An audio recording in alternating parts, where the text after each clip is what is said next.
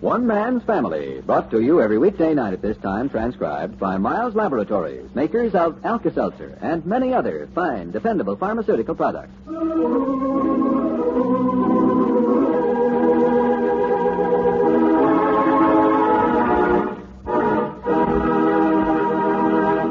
Overheard between Paul and Father Barbour in the library of the family home. Yes, Pinky stayed on the job today, Paul. He seemed to be dragging a little when he went upstairs a while ago.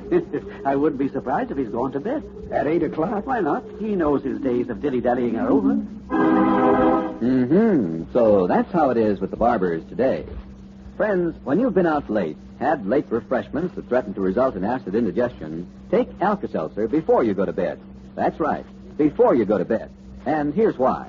Alka-Seltzer will relieve that upset, uneasy feeling in your stomach, so you'll sleep better and wake up feeling better next morning. It's a simple thing to remember, a simple thing to do, but mighty important. Try it and see, won't you? That's Alka-Seltzer in the friendly blue and white package. Chapter 12, Book 80. There's a moon in a clear sky in San Francisco tonight. But there's a foreshow of winter in the wind which blows off the Pacific. Up in Seacliff, the trees are restlessly tossing their branches outside the Barbour family home. But within, there is serenity. The head of the house of Barbour sits before his library fire, and in his face there is measureless content and satisfaction. He feels that he's at last getting somewhere in the struggle to make his grandson settle down to work. Today, Pinky put in a solid 8 hours. Yes, and with no nonsense about it either, Paul. He stayed right on the job until 5 o'clock this evening. I had to call him to come in to wash up for dinner. Well, I must say the work gave him an appetite, Dad. He polished off quite a meal for himself. I knew that once I got him moved in here where I could supervise him, it wouldn't take long to get him on a healthy regimen. He did a hard day's work, and tonight he has the satisfying feeling of being honestly tired. Yeah, he seemed to be dragging a little when he went upstairs a while ago. Wouldn't be surprised if he's gone to bed already. What? At 8 o'clock? I warned him that I was calling him early again in the morning. His days of dilly-dallying are over. Well, you're a genius, Dad, if you brought about a reformation in him this soon. Oh, no doubt in my mind about it at all. His performance today shows that his real quality is coming through. And I made a point of commending him. I told him that he was now beginning to prove that he has the same industry and integrity his brother has shown all along. What was his reaction to that? He made no comment, but I'm sure he got the point. Only too well, maybe. Hank has been held up to Pinky so often as the model young man that I'm sure there's a deep resentment there. As a matter of fact, it might explain a lot of Pinky's actions. Paul, I tell you that he is positively disdainful of Hank. He actually boasts that he is nothing like him. He is proud of the fact. Yeah, but that's a defense, Dad. Hank gets approval and compliments on his good marks, his reliability, his modesty. And Pinky can't compete with him there, so he does everything he can to be completely opposite. Well, that doesn't make sense, Paul. By doing the opposite, he doesn't get the approval or the compliments that you spoke of. It only brings criticism and censure down on him. Yes, but it also brings attention to him. And if you get enough attention, you become important, don't you? Pinky hates having the family worried that he isn't making good, but he also glories in it. He's the focal point now. His mother, Dan, you, practically everybody is wondering and thinking about Pinky. Yes, sir. Hank's been shoved into the background, and Mr. Pinky is up there in the spotlight. At least he's going to find it more difficult to put anything over on me now that I've got him here in the house where I can keep my eye on him. Yes, this is going to be quite an interesting match. Well, this is like old times. Yeah? Well, come on in, Mom. You don't know how refreshing it is to hear you chuckling, Henry. We've been saving your chair for you, Mom. Thank you. Well, you've been, Fanny. Paul and I have been having an interesting discussion. How nice. That's why I said it seemed like old times to see you and Paul sitting here in the library talking. I'm here every night. If we don't do it more often, it's not because Paul hasn't the opportunity. Now, don't start fussing, Henry. Maybe that's why he doesn't stay around. My dear, we were getting along very well. All right, Henry. I won't say another word. We've been trying to find out what makes Pinky tick. Where is Pinky, anyway? I thought he'd be down here. Dad said he was so tired he must have gone to bed. Well, that's strange. I've been up in my sewing room. He didn't come in and tell me good night. Well, he probably got up to his room and fell on the bed and went sound asleep. With his clothes on? Wouldn't surprise me. He learned what work means today, Fanny. And he'll learn more about it tomorrow and the next day and the next. Until he's worked out that $250 I lent him. Yes. Well, I don't think it's good for him to get so tired he falls down the bed exhausted, Henry. Oh, he's young and healthy. Best thing in the world for him to get physically tired, eh, Paul? that somebody whistling? Couldn't be Clifford. Took the car and went someplace tonight. Pinky? Yeah?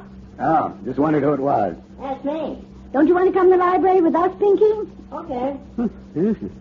I didn't think you'd go to bed without saying good night. Hi. Well, Pinky, I thought you'd gone to bed. No, I've been up taking a shower. Why, you look so refreshed tonight. What did you get yourself all dressed up for? Oh, I'm going out, Grandfather. Going out? Yes, sir.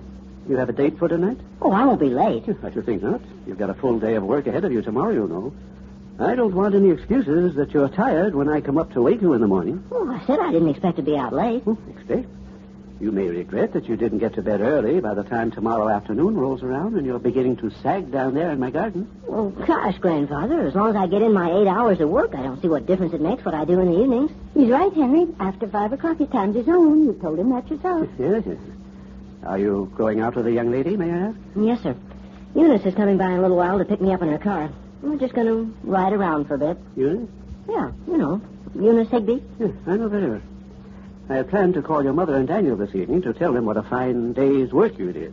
You won't have any objections to my telling them that you have gone out with Eunice? Oh, sure, that's okay. I'm old enough to be going out without checking with Mom, though. Well, just the same, I feel I'm responsible for you now that you are living here. I want to keep your parents informed as to your whereabouts. Well, whatever you say, Grandfather. Now, that's Eunice. I gotta go. You got your overcoat, Pinky? There's a cold wind out. Yeah, I got it right out here, Grandmother. We'll be seeing you. Good night. All right, Pinky. Good night. You. My, he's really growing up. Yeah, there seems to be some question about that. Now, Henry, I don't see anything wrong if he wants to go out for a little while with his girl. He said he wouldn't be late. Well, we don't know anything about this girl, Fanny, other than the fact that she's got money, apparently.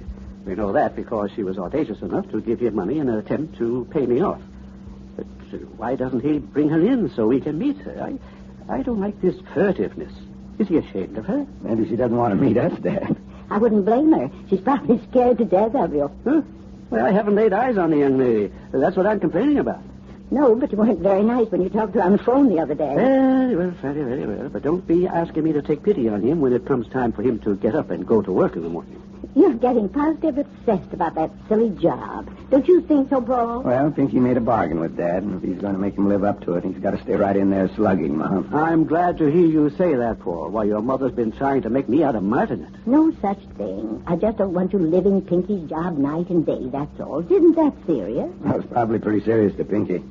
I'll bet he's giving Eunice an earful right now about the way he's slaved today. Nothing like pouring out your troubles in the sympathetic way. Oh, this is just what I needed, Eunice. To get out for a while and sit back in a swell car and relax. You feeling better? Oh, yeah. Why don't I just pull up along here someplace? We can look at the ocean and talk. Oh, sure. There's a good place to park. Right ahead there. Uh-huh. There. Oh, boy. You poor darling, you're just worn out, aren't you? Put your head on my shoulder and close your eyes. Want to? Yeah. This is great. I don't know how I'm going to keep it up, working this way. I'm just furious at your grandfather. What's he trying to do, make a common laboring man out of you? Oh, you're too fine for that, Pinky. Too sensitive. Yeah, but what am I going to do? What would you like to do? I mean, if you had your choice of all the things in the world, what would you do? Oh, travel. Travel, I guess. Yeah, I'd like to do a lot of traveling. That would be fun. It's broadening, too, Eunice. Gives a person some dimension. If I could get in a few months of travel before I went back to college, it'd be the greatest thing in the world for me. I'd have something that would stand me in good stead all my life. Travel fits you for anything you go into. Forestry, anything. Of course, it's out. No chance. Maybe you could later. Oh, you got to do things like that when you can appreciate them. People always wait till they're too old. Then it's wasted on them.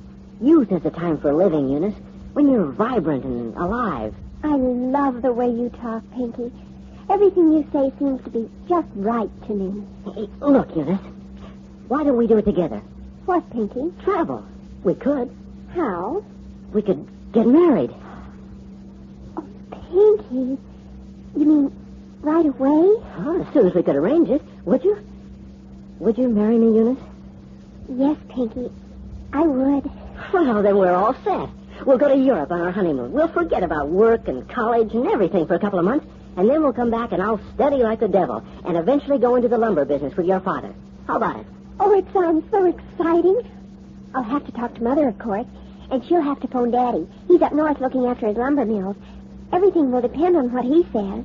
You mean you wouldn't do it unless he said so? Well, I'm sure he'll say it's all right. But if he doesn't, we might not have any money. Would you still want to marry me, Pinky? Well, sure. But we can fix it with your dad. Don't you think so, Eunice?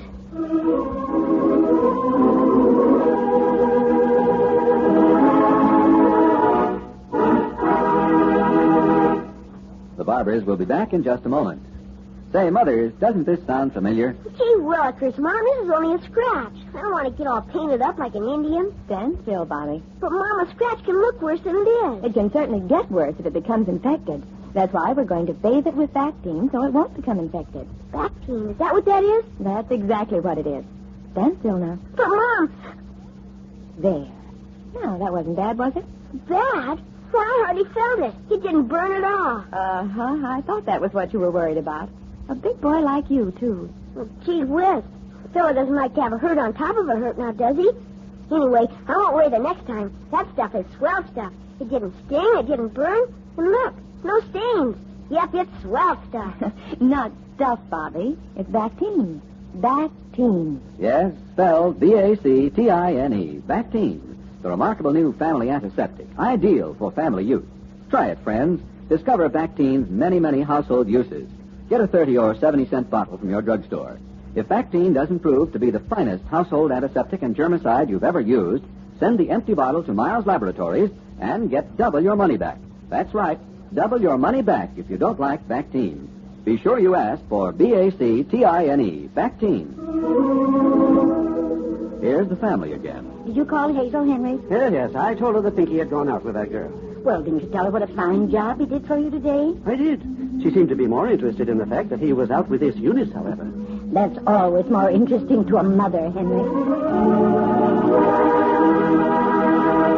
Friends, remember, try Bactine, the marvelous new family antiseptic and general-purpose germicide. Get it on the no-risk guarantee of double your money back if you're not satisfied. Go to your drugstore and get a 30 or 70-cent bottle of Bactine. Try it for many of its amazing uses. Then, if you don't think Bactine is the finest product of its kind, if you don't find more uses for it than any other antiseptic you ever used, return the empty bottle to Miles Laboratories and get double your money back. Get Bactine right away. Bactine, Bactine. One Man's Family is brought to you every weekday night at this time, transcribed by Miles Laboratories, makers of Alka-Seltzer. Tomorrow, Pinky discloses his wedding plans. Chapter 13, Book 80. This is a Carlton E. Morse production, directed by Michael Raffetto.